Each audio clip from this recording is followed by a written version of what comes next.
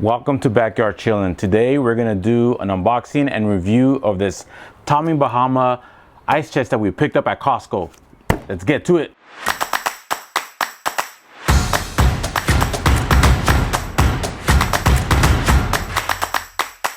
The whole kit comes with everything you need. You don't really need to get any special tools. So once you put the bottom rack, the next thing you gotta do is take a sip.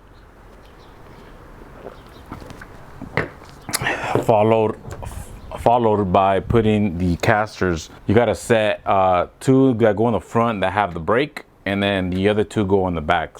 Okay, so we ended up getting this ice chest by Tommy Bahama at Costco. I believe we paid about $350 for it. It is kind of pricey, but it is a nice piece. Depending, if somebody wants to add a nice unit like this to the backyard, it's actually pretty sturdy construction. The wood is solid wood. All the live hydraulics here, look to be pretty good quality. So are the hinges, and it's a pretty solid unit.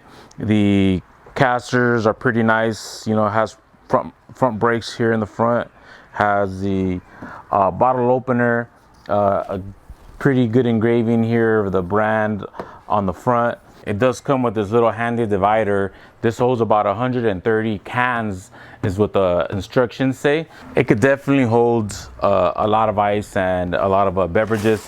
Put a 20-pound bag of ice. It's not even full halfway. Put a 12-pack inside as well, and there's still a lot of room. So